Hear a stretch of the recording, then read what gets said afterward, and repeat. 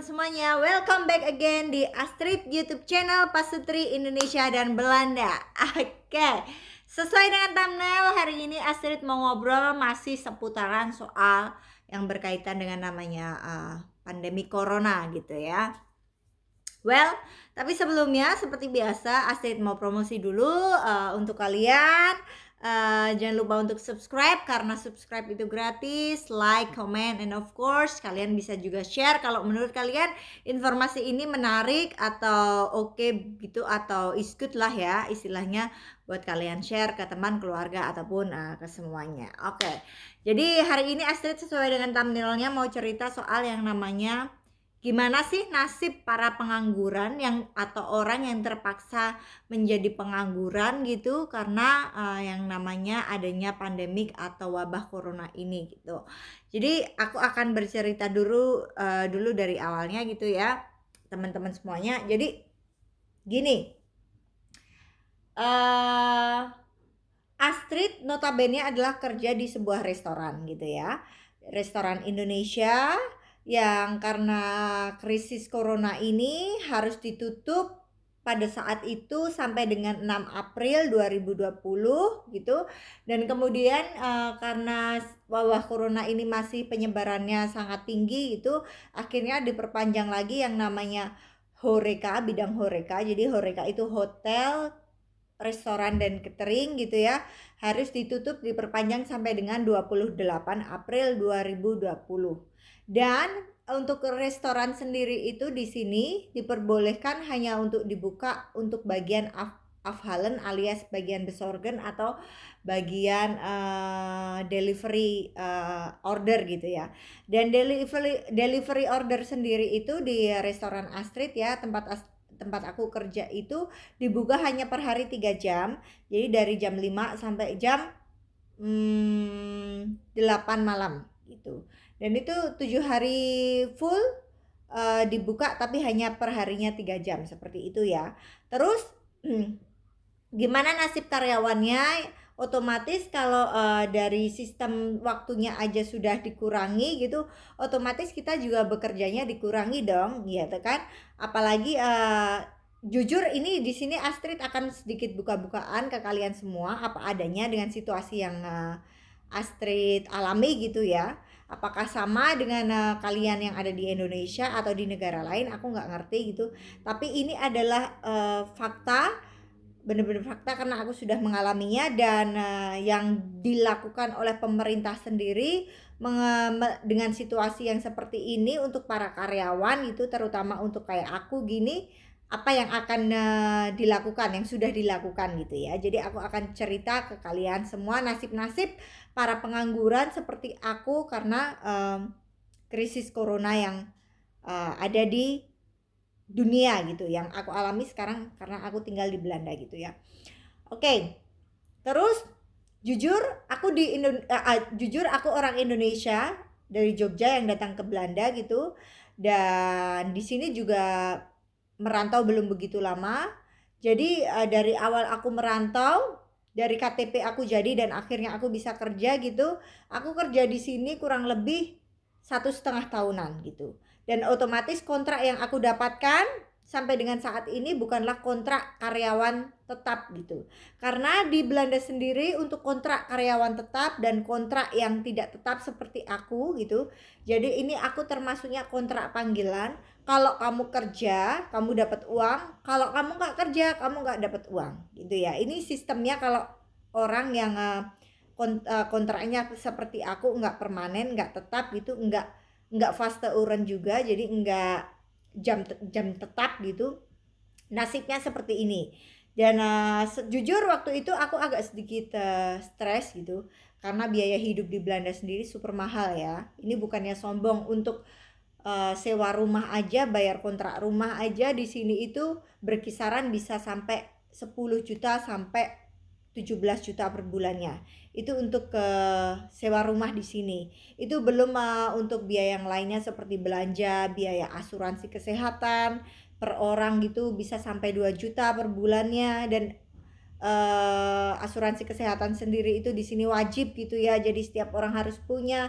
Belum lagi untuk biaya yang lainnya seperti listrik, water, terus gas gitu untuk pemanas ruangan, belum lagi untuk biaya yang lainnya seperti internet, TV dan lain sebagainya. Jadi kalau misalnya kayak posisi karyawan kayak aku yang secara eh, kontrak gitu nggak mapan, belum mapan gitu, what will happen, apa yang akan terjadi gitu dengan hidupku.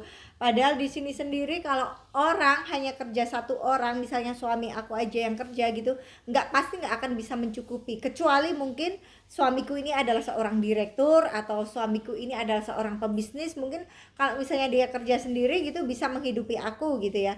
Tapi karena kita ini berawal dari sama-sama nol, hanya karyawan biasa gitu yang untuk mencukupi kebutuhan kita sehari-hari itu ya harus harus setidaknya 2 orang kerja bareng gitu.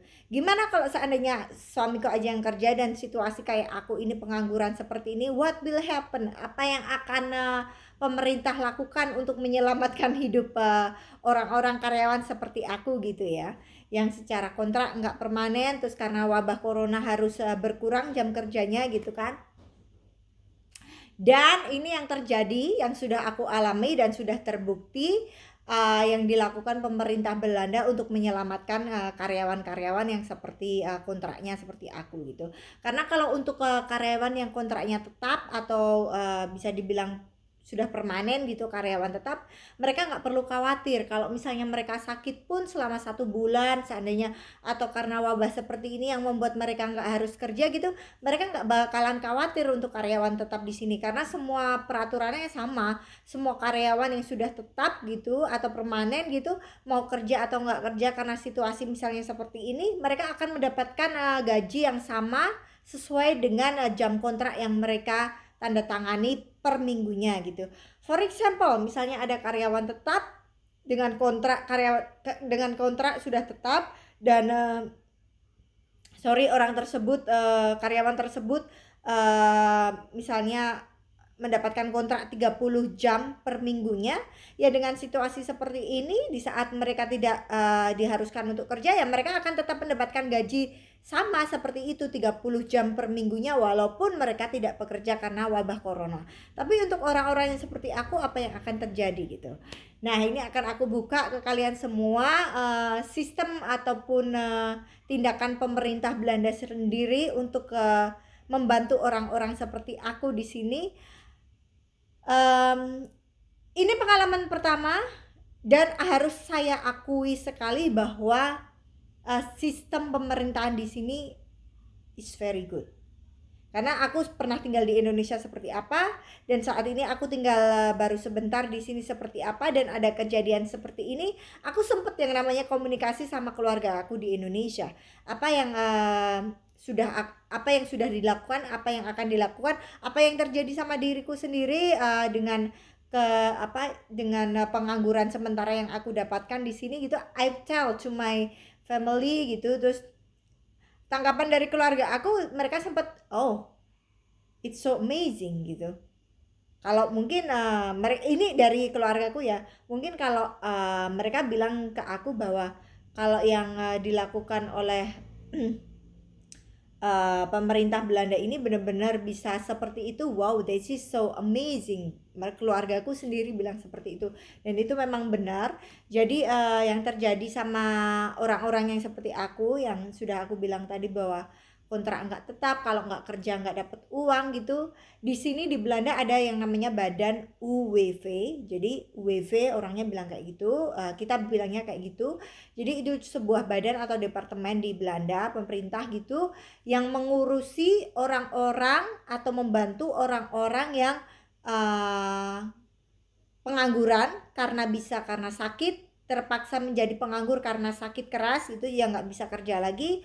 Mereka bisa mendapatkan bantuan lewat UWV tadi, atau karena krisis-krisis seperti misalnya jobless karena dipecat oleh perusahaan kayak gitu, yang akhirnya membuat mereka nggak punya kerjaan sementara. Dan untuk mendapatkan pekerjaan baru itu kan ada yang namanya kita proses mencari. Nah, selama proses mencari itu kan di sini kan yang namanya biaya hidup harus bayar ini itu kan tetap berjalan. Itu kan nggak mungkin kalau misalnya nggak ada bantuan sama sekali, yang aku bilang tadi ke kalian bahwa kerja satu orang di sini itu um, kurang, harus minsten 2 orang untuk bisa hidup kalian balance dan cukup gitu ya.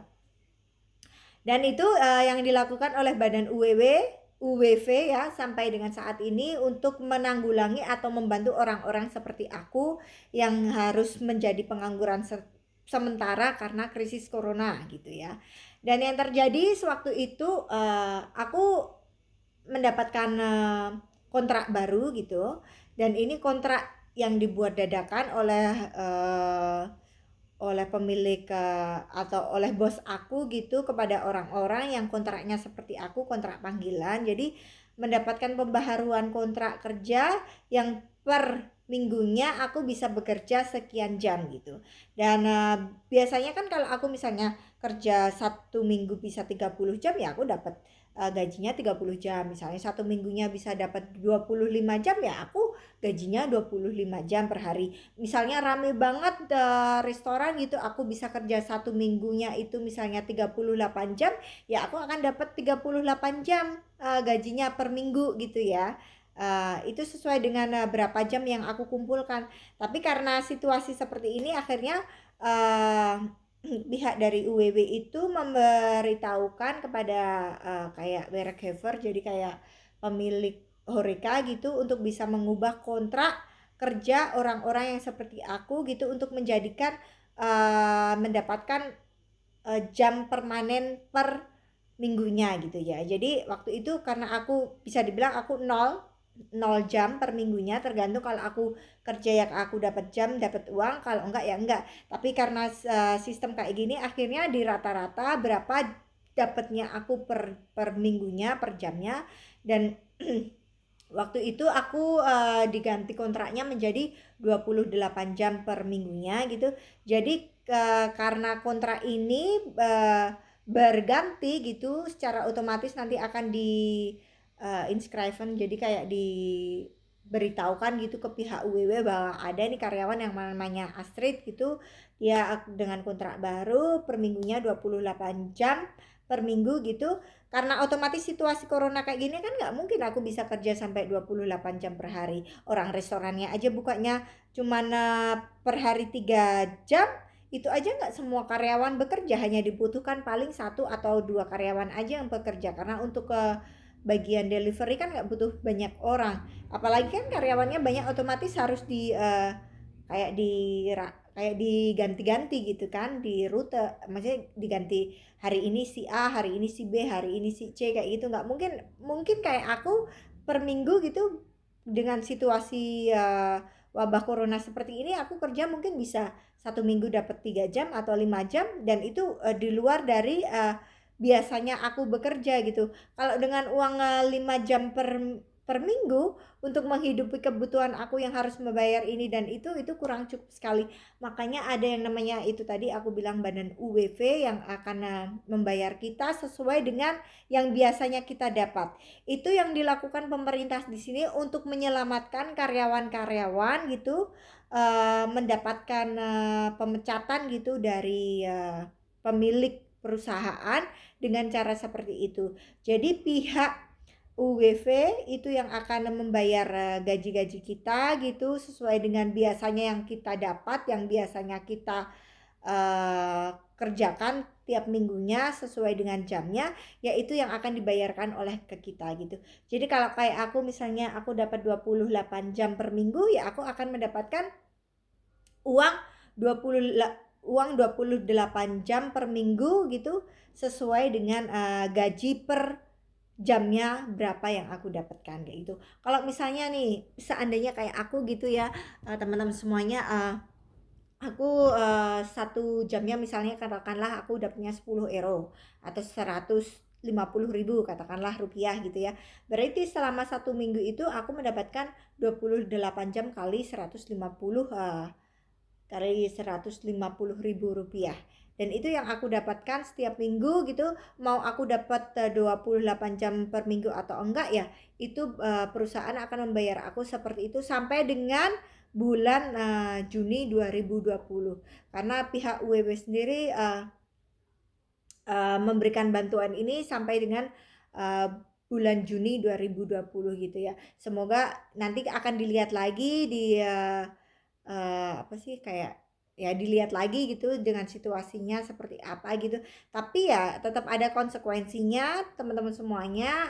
Jadi kita mendapatkan bantuan seperti itu, kita juga sebisa mungkin harus memenuhi jam kerja yang sesuai dengan kontrak kita. Kalau misalnya ya kontraknya kayak aku 28 jam per minggu ya, aku harus sebisa mungkin untuk menutup jam kerja aku itu nanti setelah di saat apa ya, situasi atau suasana restoran sudah kembali seperti semua, dan kalau aku bisa untuk menutup utang jam gitu yang aku saat ini, kan aku kerja nggak sampai segitu gitu ya, itu yang bisa aku tutup gitu nanti di kedepannya di saat situasi sudah mulai mereda kayak gitu sih. Itu konsekuensi yang harus kita terima. Kita mendapatkan bantuan tapi kita juga harus bekerja sesuai dengan jam jam kontrak yang kita tanda tangani gitu ya. Itu adalah cara pemerintah Belanda sendiri untuk menyelamatkan karyawan gitu, jauh dari pemecatan supaya tetap bisa hidup gitu layaknya normal ya. Karena memang ya di sini apa-apa mahal. Kalau memang nggak ada bantuan seperti itu dan kontrak kerja seperti aku yang notabene kalau nggak kerja kamu nggak dapet uang ya, akan susah sekali kalau tanpa ada bantuan yang namanya dari pemerintah Belanda untuk tetap membayar kita sesuai dengan yang biasanya jam kerja kita lakukan. Seperti itu sih teman-teman. Jadi ya bisa dibilang bahwa nasib para pengangguran di Belanda gitu ya, karena wabah corona ini, aku bilang bahwa that is amazing. Aku sangat berterima kasih sekali sama pemerintah Belanda yang memperhatikan masyarakatnya, penduduknya gitu, dengan situasi yang seperti ini. Kita sedih, kita stres karena wabah penyakit corona ini, tapi pemerintah Belanda sendiri gimana caranya meminimalisir supaya masyarakatnya atau penduduknya sendiri tetap masih bisa hidup layak gitu ya, tanpa harus ke orang. Otomatis kalau misalnya di-cut, kita nggak ada uang sama sekali, gimana untuk bayar rumah, gimana untuk makan, gimana untuk semuanya. Pasti akan terjadi masalah-masalah atau timbul masalah-masalah lain kalau misalnya hal seperti ini tidak tidak disolusikan gitu sama pemerintah Belanda. Dan kurang lebih ya seperti itu sih teman-teman semuanya, yang yang bisa Astrid kemukakan gitu, hal baru lagi yang Astrid temukan di Belanda gitu, yang aku nggak ngerti apakah sama juga dengan ya yang kalian dapatkan di Indonesia gitu, I don't know. Tapi aku sempat lihat-lihat Belanda karena lihat-lihat berita gitu ya, ada sedikit wacana di pemerintah Indonesia kalau nggak salah setiap kakak gitu akan mendapatkan bantuan sebesar 600.000 rupiah per bulannya. I don't know that is true or not, tapi kalau misalnya itu benar gitu ya, that is a good step untuk masyarakat atau penduduk Indonesia. Setidaknya ada sedikit perhatian dari pemerintah Indonesia. Paling enggak kita masih tetap bisa cukup makan, paling enggak kita masih tetap bisa bayar biaya yang biasanya harus kita bayar per bulannya. Kurang lebih seperti itu sih hal yang bisa Astrid sharing, hal yang bisa Astrid buka ke kalian semua gitu. Astrid bicara soal nominal ke kalian semua ini, that's meaning not bahwa oh orang Belanda itu ini ya, oh Astrid banyak uang puluhan juta rupiah bla bla. Not bukan karena untuk menyombongkan diri, tapi Astrid hanya ingin sharing dengan keadaan yang sesungguhnya yang terjadi, nasib-nasib seperti orang-orang yang mempunyai kontrak kerja yang tidak pasti seperti saya gitu. Karena untuk mendapatkan kontrak kerja yang pasti itu kan butuh waktu ya. Astrid sendiri mendapatkan kontrak permanen itu nanti di bulan setelah 2 kali kontrak per tahun. Jadi selama 2 tahun baru Astrid bisa mendapatkan yang namanya kontrak tetap itu aja nanti sambil dilihat. Kalau kinerja Astrid good gitu, Astrid akan mendapatkan kontrak tetap, kalau enggak ya terpaksa harus cari kerjaan lain atau ya harus ya itu yang bisa dilakukan adalah mencari pekerjaan yang lain. Kalau misalnya si bos sendiri enggak apa sih enggak terfrey dan enggak puas dengan yang namanya hasil kerja kita kayak gitu kan. Tapi kembali lagi bahwa tiap-tiap perusahaan mempunyai sistem sendiri-sendiri kontrak. Ada yang temen aku itu selama 14 bulan kerja udah dapat kontrak permanen. Ada juga yang kayak suamiku dulu pernah kerja 1 tahun terus dia udah dapat kontrak permanen. Jadi setiap perusahaan beda-beda, dan perusahaan yang aku naungi ini biasanya 2 kali kamu kontrak itu kalau kerjaanku bagus gitu, aku bisa mendapatkan kans atau kesempatan untuk apa yang namanya mendapatkan kontrak permanen kayak gitu ya. Jadi kurang lebih seperti itu teman-teman nasib para pengangguran sementara yang harus jadi pengangguran gitu karena wabah corona ini. Astrid sudah sampaikan ke semuanya, ke kamu, dan Astrid juga sudah membuktikan bahwa memang benar perusahaan yang namanya UWB itu juga mentransfer uang seperti atau sesuai dengan jam kerja yang biasanya kita dapatkan sesuai dengan kontraknya gitu. Itu yang pemerintah Belanda lakukan untuk orang-orang yang terpaksa jadi pengangguran yang secara sistem kontraknya tidak kuat gitu ya, belum kuat atau belum menjadi karyawan tetap gitu. Oke teman-teman semuanya, kurang lebih seperti itu yang bisa Astrid sharingkan ke kalian semua. Dengan hal baru lagi yang Astrid temukan di Belanda dengan kejadian ini, ada lagi apa sih kayak belajar sesuatu hal yang baru gitulah, atau the news ya, sesuatu hal yang baru yang bisa Astrid bagi atau bisa Astrid sharingkan ke kamu semuanya. Yang pasti buat kalian semuanya yang terpaksa harus jadi pengangguran, aku nggak ngerti, semoga tetap lancar aja rezeki kalian gitu ya di luar sana. Tetap jaga kesehatan dan jangan lupa untuk patuhi peraturan yang memang harus patuhi. Kalau nggak perlu keluar janganlah keluar gitu, jaga jarak, menjaga kebersihan, cuci tangan, pakai masker dan lain sebagainya. Semoga kalian semua di sana terhindar dari yang namanya virus corona. Stay healthy, stay strong, keep positive, dan Astrid mau pamit kalau gitu. Thank you so much for watching. Jangan lupa untuk subscribe, like, and comment mengenai video yang Astrid buat pada hari ini. Dan kita ketemu lagi di video-video berikutnya. Oke, kalau gitu Astrid pamit ya. Dadah, sehat terus semuanya. Muah.